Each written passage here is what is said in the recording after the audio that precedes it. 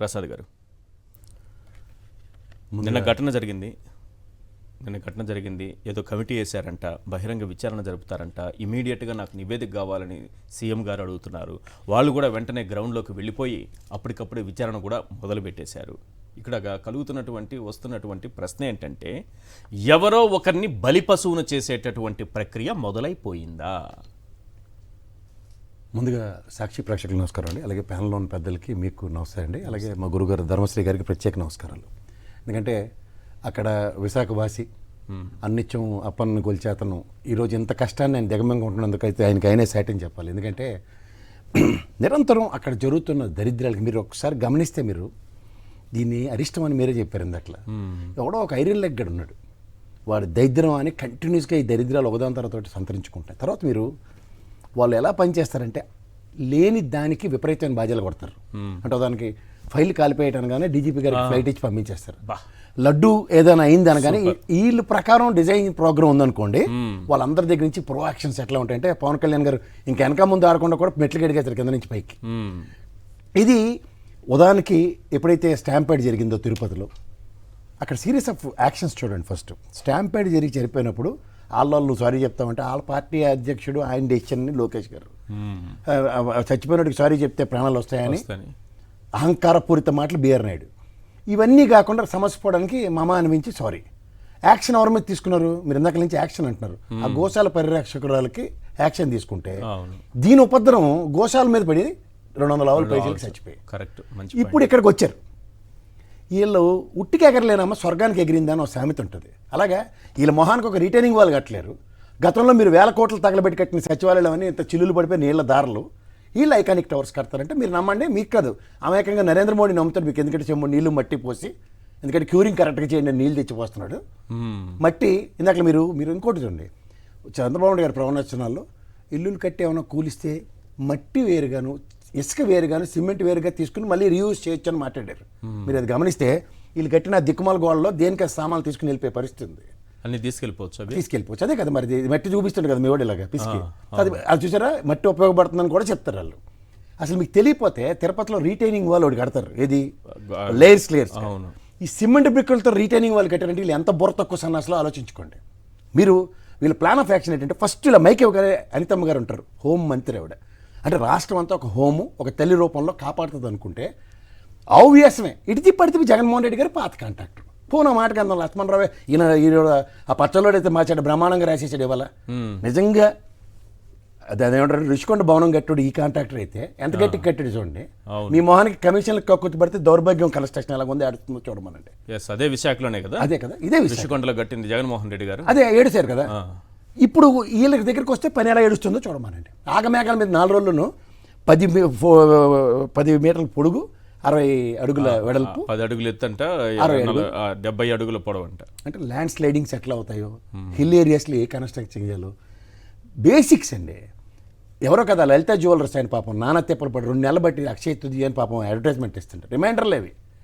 అరే అక్షయ తృతీయ అప్పన్నోత్సవాలు బ్రహ్మోత్సవాల కన్నా ధీటుగా జరుగుతుంది. ఎందుకంటే ఒకే ఒక్కరోజు స్వామివారు ఫుల్ బడ్జెట్ దర్శనం ఇస్తారు. అలాంటి దగ్గర వీళ్ళు తండోపతండాలుగా తరలి వచ్చే దగ్గర వీళ్ళ బాధ్యత రాహిత్యం 3 విషయాలు చెప్పాలి.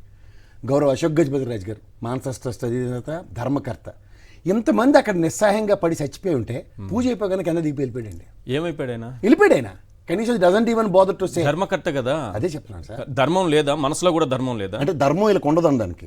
తర్వాత ఎగేసుకుని పొగేసుకుని కింద నుంచి పైకి, పై నుంచి కిందకి మెట్లు కడిగి అతను కనీస బాధ్యత ఎక్కడైనా ఉందండి? ఆ ట్వీట్ చూసారా?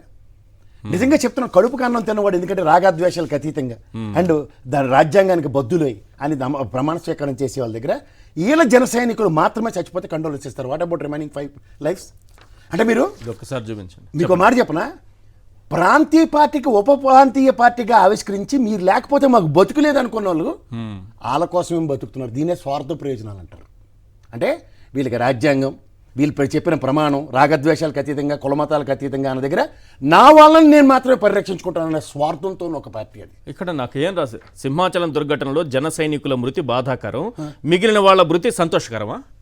వాళ్ళ మృతి మాత్రమే బాధాకరం. అదే చెప్తున్నా, 7 చనిపోయినప్పుడు 5 సంతోషకరమా? 7 మృతికి సంతాపం వహిస్తూ ఇద్దరు ఇలా మా కూడా జనసైనికులు ఉంటుంది కూడా ఒక ఉన్నందుకు ఇంకా రాజకీయ బాధ ఉంది. పార్టీ సనాతన ధర్మం తరాలకి ఏమైనా తెలిసి ఏడిస్తే కదా మీరు అన్నట్టు ఒకటి తెలిసి ఏడిస్తే ఏదైనా చెప్పొచ్చు. బేసిక్స్గా ఒక టాస్క్ మేనేజర్ లాగా ఒక ఎప్పుడైతే బాబు ఆ లడ్డూలో మన పథకం ప్రకారం ఎలాగైతే ఉన్న దగ్గర అన్న దగ్గర సనాతన ధర్మం జ్ఞాపకం వస్తుంది. ఇక్కడ నిజమైన చావులు ఉన్నప్పుడు ఉక్కిరి బిక్కిరైపోయి జగన్మోహన్ రెడ్డి రాగానే భయం పడుతూ ఏం మాడుతున్నారో ఏం చేస్తున్నారో ఒకసారి చూసుకోమనండి. ఒకసారి మీరు ఇంకోటి గమనించండి, జగన్మోహన్ రెడ్డి గారిని తిట్టడానికి వీళ్ళు సమయం వెచ్చించారే నిన్న.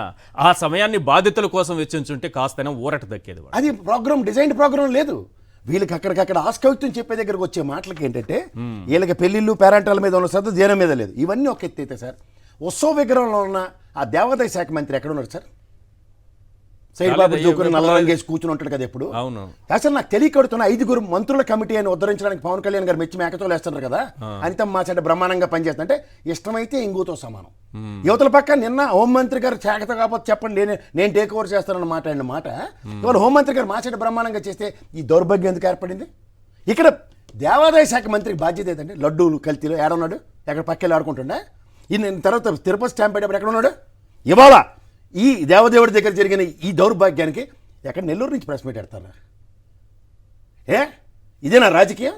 దీనికోసమైనా మీకు పదవులు, దీనికోసమైనా ఈ ఆర్భాటాలు? ఇదొక ఎత్తి అయితే ఇక్కడ మీకు అల్జీమర్స్ అన్నారు. ఇది ఎక్కడి నుంచి అంటే ఆ రామ్మూర్తి నాయుడు గారు ఉన్నారు చూడండి, వాళ్ళ బ్రదరు. ఆ అల్జీమర్స్తో అలవాటు పడిన చంద్రబాబు నాయుడు గారు ప్రజలకు కూడా అదే అందరికీ ఉందనుకున్న భ్రమంలో ఉంటూ ఆ రోజు మీరు ప్రవచనాలు గ్యాపుకున్నారు. స్టాంపేడ్లో పుష్కరాలప్పుడు చచ్చిపోయిన 23 మంది ప్రాణాలకి ఏం చెప్పారండి? వాళ్ళుగా చచ్చిపోతారు. ఇవాళ మీడియా కారణము మంచి టైంలో వెళ్ళండి అని చెప్పింది మీడియా. దాన్ని చూసుకొని వాళ్ళు వచ్చి ఒకేసారి అందరూ స్నానాలు చేయను వాళ్ళు తొక్కుని చచ్చారు.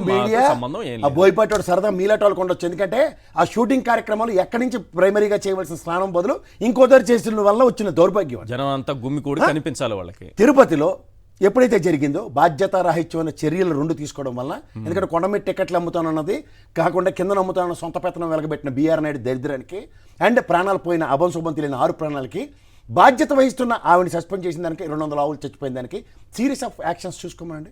ఇంత హిందూ ధార్మిక మతం అక్కడ రామతీర్థంలో కోతవేడి తీరంలో ధర్మానికి పడిపోతే ఈ కర్ర జెండా బ్యాచ్ గల్లు అందరూ లగేసుకుని పొగేసుకుని పోయారు కదా. ఇప్పుడు వాళ్ళందరూ ఎక్కడ చచ్చారండి? ఈ పాము కోళ్ళు అరిగిపోతాయి బయటకు వస్తే. ఏం మాట్లాడలేరా? ఈ సనాతన ధర్మ పరిరక్షణ ఎవడో ముక్కుమొఖం తెలియనివాడు వచ్చి పరిరక్షిస్తుంటే పుట్టుక నుంచి బైరాగ్యాసాలు వేసుకుని కరెక్ట్ జెండాలు పెట్టుకుని తిరుగుతున్నారు. ఏం చేస్తున్నారు? విశ్వ హిందూ పరిషత్ ప్రతిస్పందలేదు. ఎక్కడ మారుతున్నారు వీళ్ళు? ఏం దేవుడి దగ్గరికి మనకు చేసిన కష్టాలు చెప్పుకొని బాబు నాకు మోక్షం ఇవ్వు లేదంటే బతిమాలానికి వెళ్తాం. వీళ్ళే ప్రాణాలు తీసేయడానికి ఎందుకండి ఈ ప్రభుత్వాలు? నాకు అర్థం కాదు. బేసిక్స్ చెప్తాను. ప్రభుత్వం అంటే ప్రజాస్వామ్యంలో ప్రజల చేత ప్రజల వల్ల ప్రజల కొరకు ఎన్నుకోబడిన ప్రజాస్వామ్య ప్రభుత్వంలో వాళ్ళ ప్రైమరీ కర్తవ్యం మనుషుల యొక్క మానవ ప్రాణాలు కాపాడడానికి, మనుషుల మానవ ప్రాణాలను గాలికి వదిలేసి మేయరు డిప్యూటీ మేయర్ ఎలక్షన్స్ కోసం పెట్టిన శ్రద్ధలో 1/10 పెట్టుంటే ఈ దౌర్భాగ్యం జరుగుతుందండి. బేసిక్ అవగాహన. చందనోత్సవంకి దీపావళి ముసురు అంటారు, దసరా ముసురు అంటారు, ఉగాది అమావాస్యకి వర్షం పడుతుంది, చందనోత్సవంకి వర్షం పడడం శాసనం. ఈ పాట కూడా తెలియకుండా ఎక్కడ పడి ఏడుస్తున్నారు వీళ్ళందరూ? తగడాలు పడుతున్నారా? నాటకాలు ఆడుతున్నారా? కంపలు కొట్టిన దానికి నీళ్ళు తోడిన దానికి రేపు పొద్దున్న నరేంద్ర మోడీని తీసుకొస్తున్నారు. దీని మీద ఉన్న శ్రద్ధ ఎందుకు? 5 కమిటీ ఈ రోజు దాకా చందనోత్సవం హిస్టరీలో ఏ ప్రభుత్వం కమిటీ లేచి ఉద్ధరించిందో మా ధర్మం చెప్తారు కనుక్కోండి. అక్కడ జరిగి నిరంతరం చలవ పందిళ్ళు వేస్తారు. ఎందుకంటే ఎండకి నెత్తి మాడిపోకుండా. కిందనేమో నీళ్లు కొడుతూ ఉంటారు, పైపొచ్చి అక్కడ వైట్ పెయింట్ వేస్తారు వర్షంలో అదే ఎండకు కాలు కాలకుండా. ఈ ప్రాథమికాలు కూడా తీసుకోకుండా రిటైనింగ్ వాళ్ళు తాత్కాలికంగా కడతారా? ఇది సిమెంట్ బ్రిక్స్తోనో వర్షాలు నేను కొండల నుంచి స్లైడింగ్లో ఆపడానికి సిమెంట్ బ్రిక్సా? ఒకసారి తిరుపతిలో చూడమనండి సార్, ఇలా కట్టర్ కట్టింగ్ టైప్లో మెట్లు కట్టినట్టు కడతారు. కరెక్ట్. దానికి ఎంత కాంక్రీట్ రీఎన్ఫోర్స్మెంట్ ఉంటుంది, ఎంత స్ట్రెంత్ ఇస్తారు దానికి? ఇది ఎక్కడండి? ఇది ఎక్కడిది? ఈ విపరీతానికి ఒక అర్థం ఉండాలి, పర్థం ఉండాలి. కాంట్రాక్టర్ని బలిపశువు చేస్తారా? కాంట్రాక్టర్ ఎవడు ఏమైనా పుట్టుకతోనే నేను ఇవాళ వైఎస్ఆర్సీపీలో జాయిన్ అయిపోయి వైఎస్ఆర్సీపీ కాంట్రాక్టర్ని, తెలుగుదేశంలో జాయిన్ అయ్యి తెలుగుదేశం కాంట్రాక్టర్ అనే బోర్డులు ఉన్నాయా? ఇలా సచివాలయంలో అధికార ప్రతినిధులు ఏడిసి చేస్తున్నారు. ఇంకా వైఎస్ఆర్సీపీ కాంగ్రెస్ కాంట్రాక్టర్లే సచివాలయం చుట్టూ తిరుగుతున్నారు. నిన్న మొన్న అరణ్య నిరోధనకి ఈ ఇష్యూని ఫ్లేరప్ చేస్తున్నారు. ఎవరు నాకు తెలియక అడుగుతానండి. ఇంకొక మాట చెప్తాను.